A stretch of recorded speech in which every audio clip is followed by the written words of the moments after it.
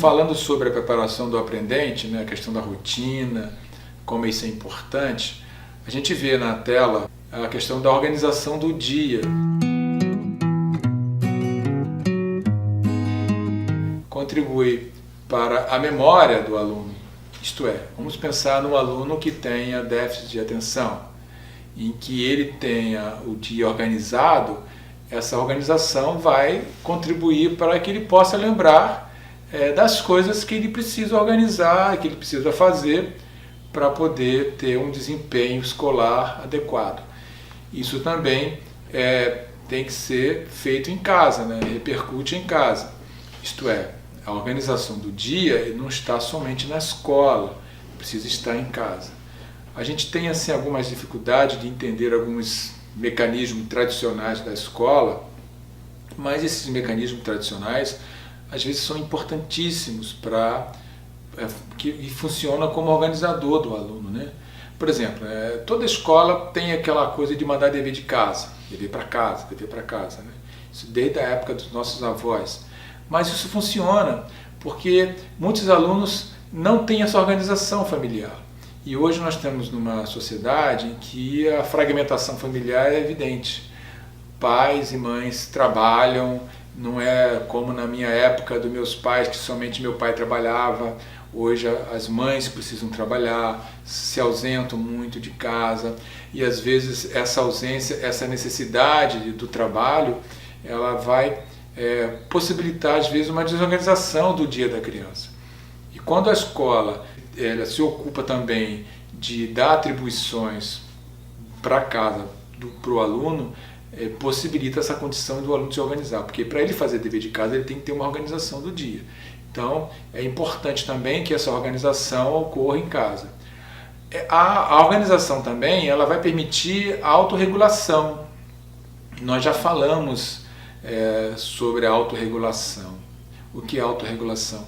É quando eu permito ao aluno que ele possa criar suas estratégias para se organizar socialmente, para se organizar emocionalmente, principalmente emocionalmente. Porque muitas vezes fica muito invasivo eu exigir do aluno que ele fique mais calmo, que ele fique mais tranquilo diante de uma situação e não propicie para esse aluno os instrumentos necessários para ele fazer isso, porque evidentemente vai ter situações em que ele vai estar sozinho, o professor não vai estar perto, nem a mãe vai estar perto. Então, o que ele vai fazer nessas situações? Ele tem que ter esses mecanismos pessoais para a sua autorregulação. E a organização do dia permite isso, principalmente no caso de alunos com déficit de atenção. E também vai contribuir para as funções cognitivas, isto é, aquelas funções que são essenciais para eu compreender as ações, os movimentos no mundo social de forma mais madura, de forma mais equilibrada, porque se eu tenho um tipo de exigência em casa e na escola que me faz entender melhor as regras, os limites, né? Evidentemente que isso vai funcionar também para uma compreensão mais ampla do mundo social. E também, como nós vemos a seguir, vai ajudar a compreensão das regras sociais. Em muitos casos, a gente acha que a escola inventou as regras. As crianças saem de casa, vão para a escola e a escola é cheia de regras, mas essas regras estão na sociedade. Na verdade, a escola vai apenas replicar aquilo que a sociedade impõe como certo e errado, como os limites, né? E é importante que isso ocorra, porque senão a gente fica sem parâmetros do que é certo, do que é errado, do que é bom, do que não é, o que se pode fazer, o que não se deve fazer, dos direitos, dos deveres. Então a escola vai ser esse primeiro elemento que vai, além da família, do lar, que vai colocar essa compreensão social das regras, dos limites. E também a rotina, a organização do dia, ela vai contribuir para a inclusão social escolar. A gente tem um dilema muitas vezes de pensar assim, poxa, esse aluno, eu por ele ter uma deficiência, por ele ter uma limitação, eu vou privá-lo de fazer algumas coisas, eu vou evitar que ele passe. Não, ele tem que participar de tudo, de todos os momentos, ele tem também que entrar dentro de uma rotina, entrar dentro de uma organização, porque isso inclui, ele está dentro de um grupo e todos estão trabalhando dessa mesma forma, todos estão percebendo, entendendo e compreendendo e vivendo esses mesmos ambientes, com esses limites, com esses deveres, com esses direitos. E outra coisa importante, né, que ali a última frase diz, e traz segurança. Isso é, muitos alunos, eles têm esse comportamento disruptivos, eles têm esse comportamento mais hiperativos, eles são mais desatentos, eles são mais, de certa forma, opositores, porque eles precisam de limites, eles não encontram esses limites em casa, então chegam na escola desejosos dos limites, porque são esses limites que lhe trazem segurança. Uma coisa é um aluno que não tem parâmetros de certo e errado, e outra coisa é o aluno que sabe muito bem o que fazer, o que é certo e o que é errado. Então, os limites da escola vão permitir ao aluno também a compreender a questão da segurança, que é importante para ele também entender o seu papel social, a sua relação com o outro, a sua posição com o outro. Agora a gente vai ver algumas estratégias que vocês podem ler na tela, para lidar com esses comportamentos inapropriados. Então, a primeira coisa, nós já falamos sobre isso, né? A gente tem que determinar a que função o comportamento atende. Por que ele se comportou daquela forma? Quando a gente fala assim, a que função, esse comportamento está atendendo a uma exigência de alguma coisa, que pode ser uma disfunção sensorial, pode ser uma questão de alimentação, pode ser uma irritação por conta do ambiente, pode ser uma provocação de um colega, ou pode ser um comportamento dele mesmo. Então eu tenho que buscar saber por que ele está se comportando assim, né? Qual é o motivo, qual é o motivador desse comportamento. É importante que eu faça a intervenção mais precocemente possível, quer dizer, eu tenho que ter a condição de agir de imediato para que isso não aumente esses comportamentos. Quanto mais eu adiar a minha intervenção, pior fica, mais o aluno se sente mais à vontade para ter aqueles comportamentos. Há muitos casos em que é um teste que o aluno faz conosco, né?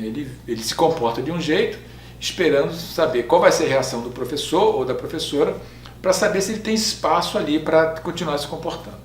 Principalmente nos casos de alunos com TOD, né, que tem um comportamento mais opositor. Em casos de hiperatividade, por exemplo, ele precisa realmente se organizar. Nos casos de autismo, eu vou ter que fazer uma pesquisa, é um caso mais complexo que eu tenho que verificar a que se deve aquele comportamento. Mas, de qualquer forma, essa intervenção ela tem que ser mais cedo possível.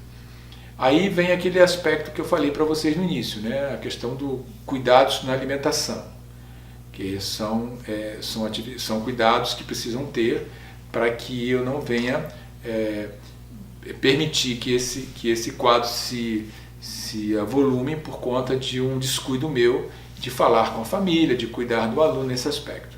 A questão da hipersensibilidade sensorial, cuidados na hipersensibilidade sensorial, como nós podemos ver na tela, está escrito ali.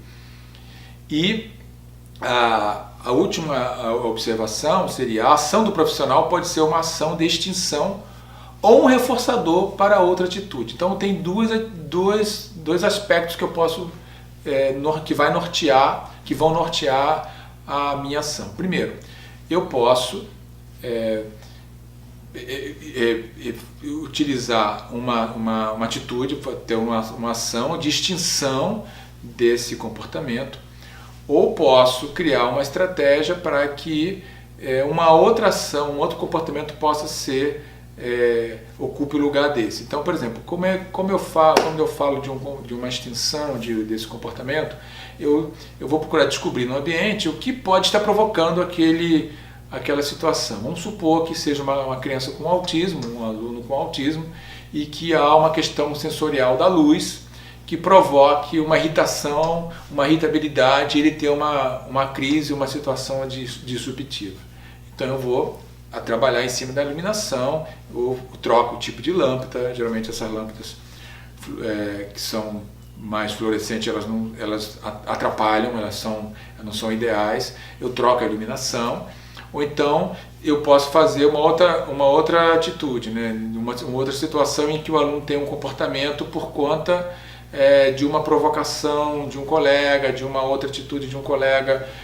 O que eu posso fazer para que esse aluno tenha um comportamento? Eu posso conversar com o aluno também, para ele não ceder à provocação. Em vez de eu tirar o colega da sala, eu converso com esse aluno e explico para ele, olha, você tem que ter uma atitude mais social, isso acontece na escola, é comum as crianças elas terem essas atitudes umas com as outras, o mundo da escola nos ensina a viver uns com os outros e é importante que você aprenda a lidar com esses desafios, ao mesmo tempo que eu vou também conversar com outro aluno.